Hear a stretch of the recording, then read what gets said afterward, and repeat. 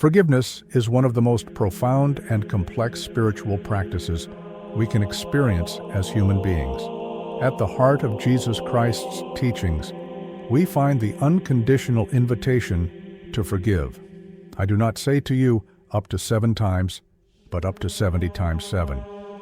This phrase is not just a numerical answer, but a symbol of a radical spiritual attitude which proposes a lifestyle based on compassion, inner liberation, and the transcendence of the ego. Jesus does not invite us to keep score, but to adopt a posture of constant, unlimited forgiveness, renewed in every situation of pain, hurt, or conflict. He offers us a key to liberation. By saying 70 times 7, he teaches us that forgiveness is an ongoing practice, a journey, not an endpoint. This teaching is one of the most revolutionary in Christian spirituality. And more than that, it is also a universal wisdom that echoes in modern discoveries in psychology and neuroscience. From a psychological perspective, forgiveness has been widely studied as a powerful therapeutic tool. When we hold on to hurt, resentment, or anger, our nervous system remains on high alert. The body releases stress hormones like cortisol and adrenaline, perpetuating a cycle of chronic tension that harms emotional, physical, and spiritual health. In contrast, the act of forgiving activates areas of the brain associated with empathy, emotional regulation, and conscious decision-making. In other words, forgiving literally changes our brain functioning, making us calmer, more compassionate, and more resilient. When Jesus proposed forgiveness as a spiritual commandment, he was also, unconsciously or not, proposing a practice of integral healing. Science today confirms what spiritual masters have always known, that forgiveness heals, liberates, and transforms. Jesus understood the depth of this reality. By teaching about forgiveness, he was not simply proposing a moral ideal, but offering a practical path to inner healing. He knew that human beings carry deep emotional wounds and that often attachment to pain becomes part of a person's identity. Thus, by proposing unlimited forgiveness, he offered a key to freedom from suffering. Forgiveness, therefore, is not a favor to another, but a gift to oneself. It dissolves the invisible chains that bind us to painful experiences. It invites us to let go, to release, to leave the past in the past and live in the now. Forgiveness is an active practice, an internal work done with awareness, surrender, and often with tears. Modern neuroscience has confirmed the powerful effects of forgiveness on the brain. Functional magnetic resonance imaging studies show that people who practice forgiveness have less activity in the amygdala, the region linked to fear and aggression, and greater activation in the prefrontal cortex, the area responsible for emotional self-regulation and rational thought. This means that by forgiving, we literally change the way our brain works. We become more balanced, more compassionate, more centered. Forgiveness moves us away from instinct and closer to consciousness. It elevates us. It teaches us that true strength lies in the ability to let go, not to retaliate. It's not uncommon to find people who claim they'll never be able to forgive certain offenses. And this resistance is understandable, especially when it comes to serious trauma. However, it's important to understand that forgiveness isn't about forgetting, justifying, or even reconciling with those who hurt us. Forgiveness is the act of freeing ourselves from the emotional prison that resentment places us in. It doesn't mean what happened was right, but rather that we won't allow it to imprison us forever. It's an act of spiritual sovereignty. It's saying, "This hurt me, but it won't define me." It's reclaiming power over our own story. It's taking control of our emotional and spiritual energy. The process of forgiveness is often gradual. It begins with the conscious decision to let go of the pain, even when we still feel the wound throbbing. This decision opens space for healing, as it sends the unconscious message that we are no longer victims, but protagonists of our own journey of liberation.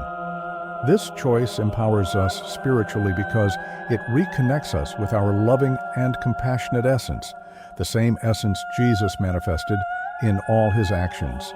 Each time we forgive, we draw closer to the most divine within us.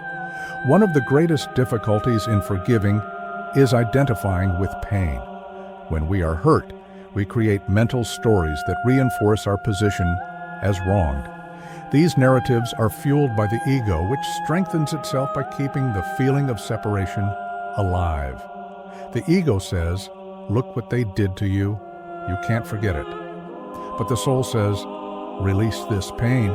The ego in the soul is clearly revealed on the path of forgiveness. The ego wants justice, revenge, recognition. The soul wants peace, freedom, lightness. And every time we choose to forgive, we are choosing the soul over the ego. Forgiveness is also an act of humility. It requires recognizing that we are flawed, that we too have made mistakes, that we have hurt others, often without realizing it. This awareness makes us more human, more compassionate, more open to the pain of others, and it is at this point that spiritual psychology finds the heart of Jesus' teachings. He didn't come to impose rules, but to reveal paths of inner transformation. And forgiveness is one of these sacred paths. It is through it that we purify ourselves of emotional toxins and return to a state of spiritual purity. The practice of forgiveness also involves integrating the shadow, a concept developed by Carl Jung. The shadow is the set of repressed aspects of our personality, which we reject because we consider them unacceptable. When we don't forgive, we project our shadow onto the other, seeing in them everything we don't accept in ourselves, us. By forgiving, we embrace these parts and restore our wholeness. Forgiveness, therefore, is not only relational, it is deeply interpersonal. It is an act of psychic and spiritual integration. Another important aspect is understanding that forgiveness is not a feeling, but a decision. We don't need to wait to feel like forgiving. We simply need to choose to forgive, even if the emotion doesn't yet accompany that decision. Over time, as we consciously practice forgiveness, our emotions align with the new internal posture, and peace begins to emerge naturally. Thus, forgiveness becomes a living practice, an exercise in transcendence that renews itself every day. Forgiveness is also linked to vital energy. When we harbor resentment, our energy is depleted, our creativity diminishes, our enthusiasm fades. It's as if we have a power cord connected to the past, draining our strength. By forgiving, we cut that cord and regain our vitality. We return to living in the present. We feel joy again. We love again. Forgiveness renews ourselves, our soul, and our spirit. Forgiving 70 times 7 is, therefore, an invitation to the continuous practice of liberation. It is knowing that life will bring new pain, new offenses, new challenges, and that, faced with each of them, we will have the opportunity to choose again, between imprisoning or liberating, between becoming ill or healing, between hating or loving. This choice, made day after day, shapes our spiritual destiny. It makes us co-creators of a lighter, more conscious, more enlightened reality. Jesus did not leave us a rigid doctrine. He left us eternal principles. And forgiveness is one of the pillars of this legacy. He knew that the human soul only flourishes when freed from the weight of hatred. Therefore, forgiveness is a revolutionary act. It goes against the logic of the world. It challenges the instinct for revenge. It breaks with conditioned patterns of justice. It is the purest manifestation of Christ consciousness. It is love in action. It is compassion that heals, transforms, and redeems. True spirituality is not found in external rituals, but in profound internal transformations. And forgiveness is one of these transformations. It doesn't happen automatically, nor superficially. It requires confrontation, courage, and vulnerability. But as we go through this process, we become more fulfilled beings, more aware, closer to God. Forgiveness brings us closer to our divine essence. It reminds us of who we truly are, love in human form. Forgiving is also an act of faith. It's trusting that divine justice exists and that we don't need to carry it on our shoulders. It's surrendering our pain to the flow of life, knowing that everything we sow, we will reap, and that each soul is on its own journey of learning. By releasing the burden of resentment, we make room for love to take its place. And where there is love, there is no more pain. Where there is forgiveness, there is healing. Where there is understanding, there is peace. Therefore, may we remember every day Jesus' words, forgive 70 times 7. May we choose this path even when it seems difficult. May we become instruments of healing, reconciliation, and love. Because the world needs more than ever hearts capable of forgiveness, and every forgiveness that we offer is a seed of light planted in the darkness. Forgiving isn't being weak, it's being free. It's refusing to be a slave to the pain another has caused. It's saying, I choose myself, I choose my peace, I choose my emotional freedom. This is true spiritual empowerment. When we forgive, we don't erase the memory of what hurt us, but we remove the poison of the experience. We transform pain into wisdom, wound into compassion, trauma into strength. This is precisely what differentiates an awakened being from a reactive one. The ability to transmute pain, to look at what has been experienced and find there a seed of growth.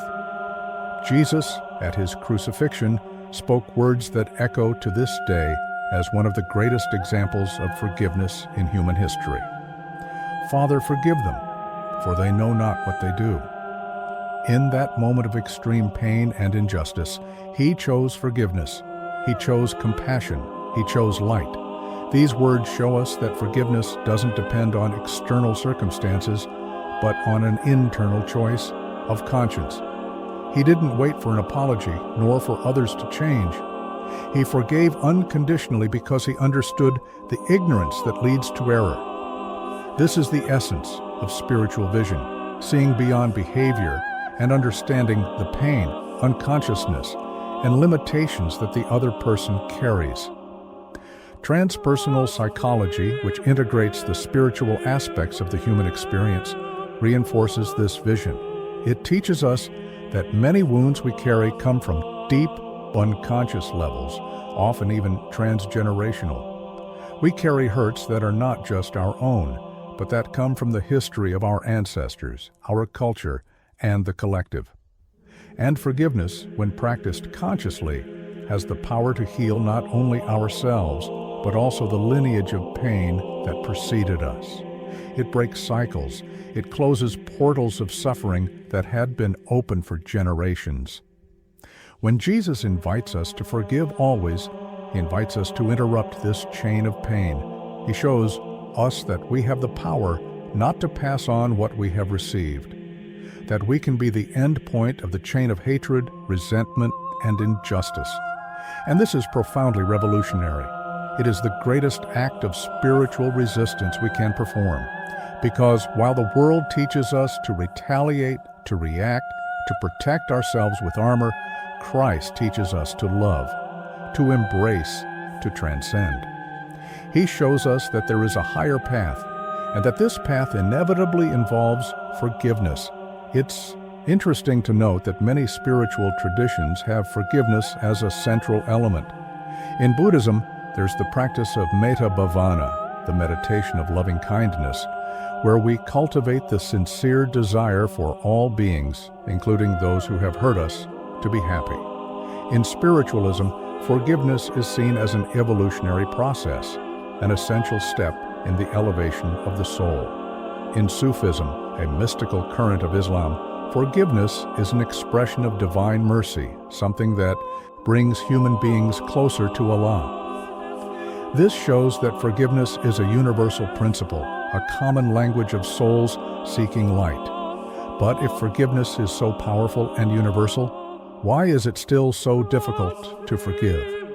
The answer lies in the structure of our ego. The ego feeds on separation, comparison, and pain. It creates stories to stay alive, and one of its favorites is that of the victim. When we identify with this narrative, forgiveness seems impossible because it would mean giving up the identity built around pain. Therefore, forgiveness requires us to face not only the hurt, but also the attachment to the victim role. And that hurts. It's frightening. But it's absolutely necessary for us to flourish as mature spiritual beings. In practice, forgiveness begins with the decision to stop harboring resentment. It can be with a simple thought: I choose to let go of this pain. From there, the journey begins. Sometimes it will be necessary to cry right, meditate, pray, seek therapeutic support. Forgiveness is not an event, it is a process. And like every process, it has phases. There is anger, denial, sadness, until relief, understanding, and lightness arrive. Each stage is sacred, and none should be skipped. Forgiveness cannot be forced, but it can be cultivated. A powerful tool for this cultivation is visualization. Visualizing the person who hurt us enveloped in light, wishing them peace, is an exercise in transcendence. We can mentally repeat, I release you, I release myself, we are free. Over time, this practice reprograms the subconscious, dissolving toxic bonds. It's like slowly removing a knife from the soul with compassion and firmness. And when the knife is removed, new energy begins to circulate.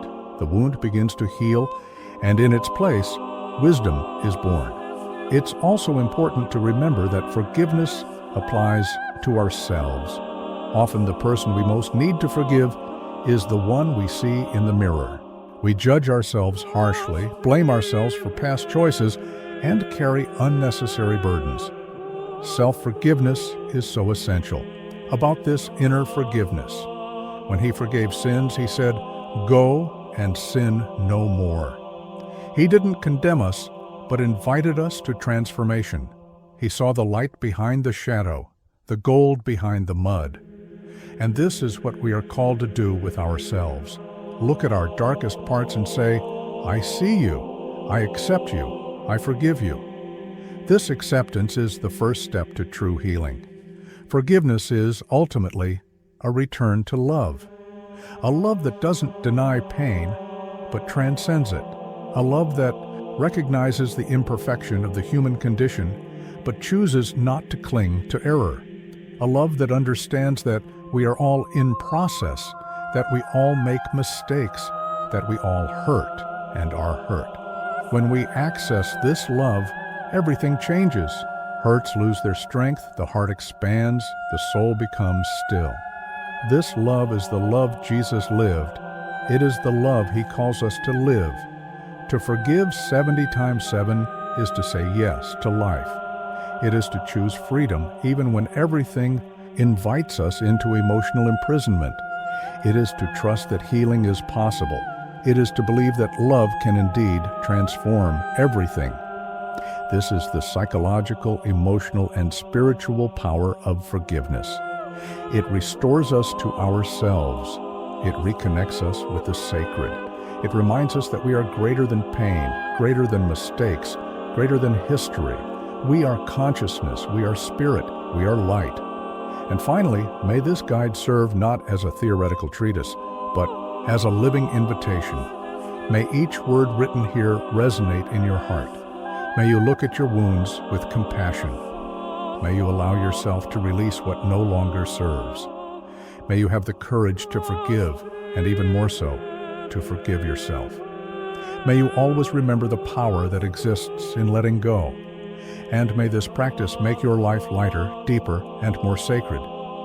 Because the true miracle lies not in changing the past, but in transforming the present. And forgiveness is that key. A key that opens the doors of the soul, that frees the heart, that leads us to peace.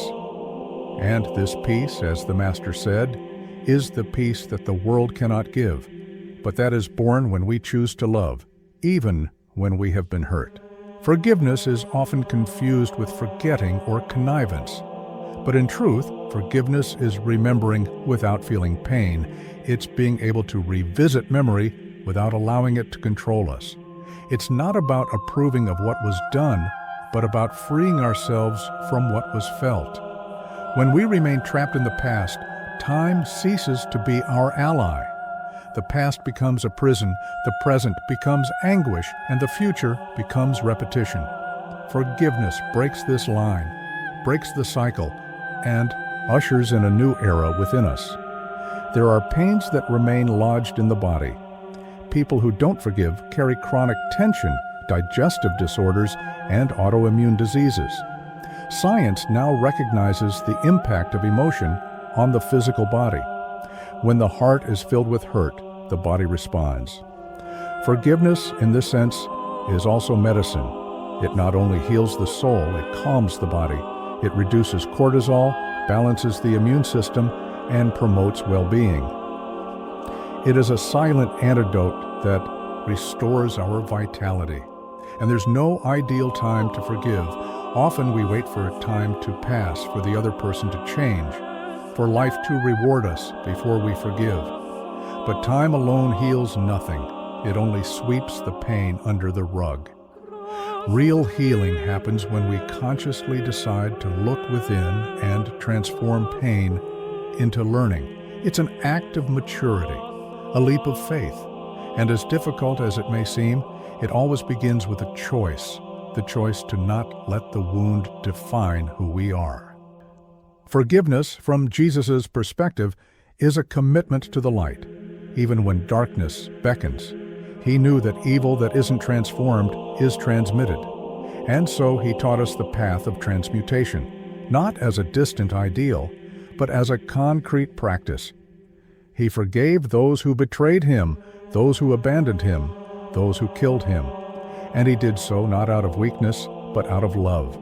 A love that doesn't depend on the other's behavior, but is born of union with the divine. And perhaps the greatest beauty of forgiveness is this: it reconnects us with God. When we forgive, we align ourselves with the flow of the universe. We release the other, we release ourselves, and we make room for miracles. Because forgiveness creates space. And where there is space, God manifests. Where there is space, grace descends. Where there is space, the soul breathes. As we follow this journey of forgiveness, we understand that it is not a straight line, but a winding path, where each curve reveals new dimensions of our being. It is in the intensity of encounters with our own hearts that we encounter profound truths. Suffering can be transformed into compassion, pain can be reconverted into wisdom, and past wounds can become the foundations of a fuller love. Each act of forgiveness is a small inner revolution, challenging the natural instincts of self-preservation and revenge, opening space for a transformation that reflects the essence of the divine within us. This practice, as demanding as it is liberating, requires us to look within with courage. With each new emotional challenge, we are invited to transcend the ego's automatic responses, to question the narratives that time has constructed, and to discern, with the calm of those who have walked many paths, which truth liberates and which illusion imprisons. In the silence that follows the act of forgiveness, we find a rare peace, a stillness that comes not from the absence of conflict, but from the ability to live in harmony even amidst storms. From a psychological perspective, this process of internal transformation involves reconfiguring brain circuits, dissociating negative emotional memories from personal identity. When we decide to forgive, we are not only breaking with the past, we are reshaping our future. Each time a feeling of bitterness is replaced by a spark of compassion, we take a step toward integral healing. This cerebral reconditioning translates into real benefits: a more serene mind, a body less subject to stress responses, and a soul more prepared to embrace the infinite possibilities of the present. In everyday practice, forgiveness manifests itself in many ways. It can arise in a compassionate look at oneself, in a sincere conversation with someone who has hurt us, or even in a silent moment of internal reconciliation. There is no single model or ready-made recipe. What exists is the need to recognize our humanity, that of others. By understanding that we are all imperfect and that our own shadow also deserves acceptance, we open a space for healing that transcends all barriers. It is a daily exercise that challenges us to let go of resentments and embrace the fluidity of forgiveness without strings or conditions. In many spiritual traditions, this path of liberation is celebrated as a way of connecting with the divine. It is believed that by forgiving, we raise our vibration and approach a more expansive and integrative consciousness. This elevation is not a permanent state or connection with others, establishing bridges of understanding and compassion that were previously obscure or non-existent.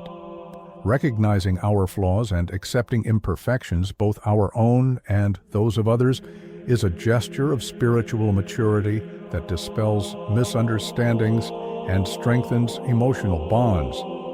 This reconciliation, which may not always lead to physical closeness, allows for an emotional closeness where empathy establishes itself as the true bond of unity.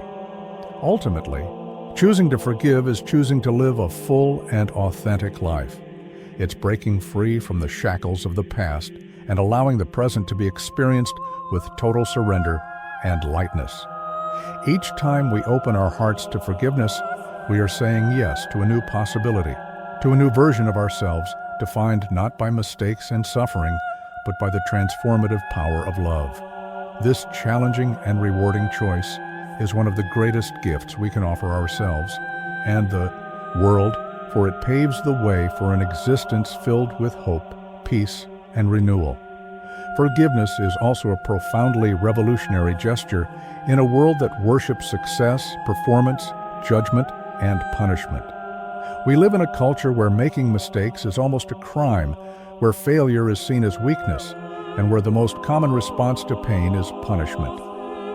In this scenario, forgiveness appears as a countercultural act, a response that goes against the grain of the system, because it chooses to restore rather than destroy, to heal rather than punish, to unite rather than alienate. And this doesn't mean closing our eyes to reality, quite the opposite. Forgiveness requires facing reality head-on with all its complexity, and even then, choosing the path of compassion. Jesus showed us this clearly. He did not ignore error. He saw it. He recognized it. But instead of condemning, he offered a chance to return, to begin again. The adulterous woman, the tax collectors, the thieves, the failed disciples, all were reached by a gaze that saw beyond behavior, a gaze that recognized the divine spark present in even the most unconscious gestures. This is not passivity. This is spiritual discernment. It is understanding that no one is defined by their mistakes, but by their essence. And this essence is always light. When we forgive, we are saying to the other, I choose to see beyond what you did. I choose to remember who you are. This kind of vision heals, because it breaks the logic of identity crystallized by error. Many people live imprisoned in the image that was projected onto them because of a slip-up, a moment of weakness. Forgiveness restores to these people the right to be seen as whole, as complex, as capable of change. And this is one of the greatest gifts we can offer, the chance to be reborn in someone's eyes. We need to apply this same compassion to ourselves.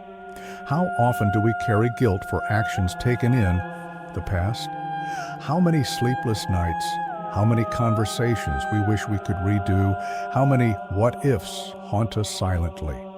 Self-forgiveness is the recovery of our spiritual dignity. It's the reminder that we are not our mistakes. We are the consciousness that learns, that matures, that rebuilds itself. And this consciousness needs to be nurtured with love, not punishment. No one transforms from self-hatred. true change arises from the loving acceptance of one's own journey.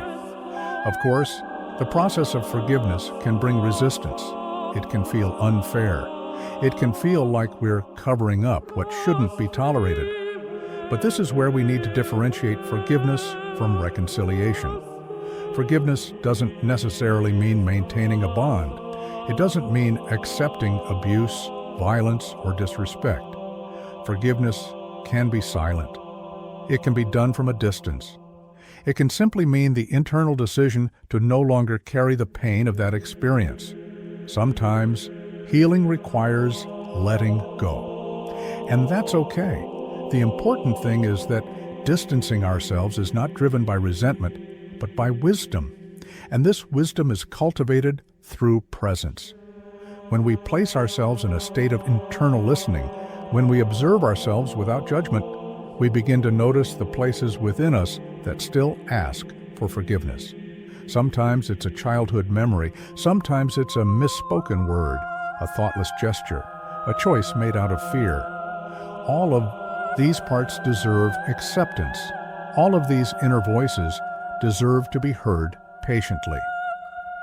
Forgiveness is not just a one-off act, it is an attitude toward life, a daily choice of kindness, openness, and humanity. In family relationships, this topic becomes even more challenging. Fathers, mothers, siblings, children. These are deep bonds where the hurts are also deeper, because we expect from these bonds a security that often was not given to us. We expect understanding, acceptance, unconditional love. And when this fails, the impact is enormous. But precisely because these relationships are so meaningful, forgiveness in these contexts can bring profound healing. It can change patterns that have been repeated for generations. It can free not only the individual, but the entire lineage. Many conflicts we experience in families are unconscious repetitions of unresolved stories. When we forgive our parents, for example, we are not saying that everything was right. We are saying, I understand that you did what you could with what you knew. We are closing a cycle. We are choosing to live our story, not repeat theirs. This is profoundly liberating. It is a way of honoring the life we were given, even if it came full of flaws and imperfections. Forgiveness, here, becomes a bridge between generations.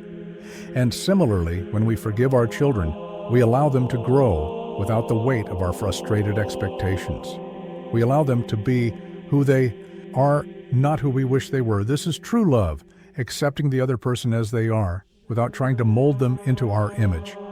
And this is only possible when we forgive our own frustrations, when we stop projecting our unresolved flaws onto others.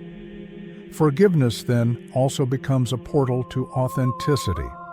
At the deepest level, forgiveness is an act of faith. It's believing that there is something within us and in the other person that is greater than any mistake. It's trusting that life knows what it's doing and that even the most painful experiences have a purpose. Sometimes that purpose isn't revealed immediately. But over time, with maturity, we can look back and realize that certain pains opened doors for us that we never imagined, that certain losses taught us to love with greater presence, that certain wounds revealed hidden gifts. Forgiveness, in this sense, is a portal that leads us back to our essence, that reconnects us with what is most sacred within us, that reminds us that we are above all expanding consciousness. And this consciousness, when open to forgiveness, becomes light in the world, a light that heals, that inspires, that welcomes, a light that empowers others to also have the courage to forgive. Understanding forgiveness as a journey of liberation means giving yourself the chance to live with more lightness, truth, and connection.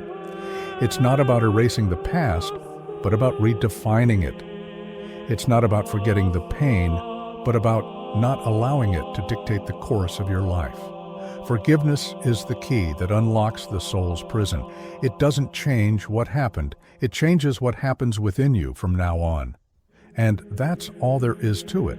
If, at any point in this video, you felt something touched your soul, that an old memory was illuminated, or that a knot was loosened within your chest, then know this: you have already begun to forgive.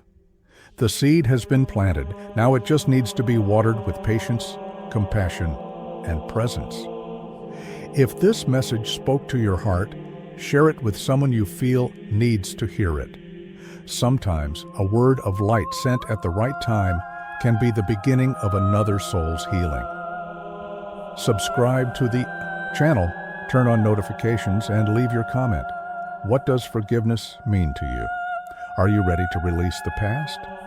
Let's expand this awareness together, because every time someone forgives, the whole world breathes a little more peace.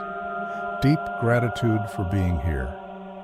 May the light of Jesus accompany you in your silence and in your choices. See you in the next video. Peace and love.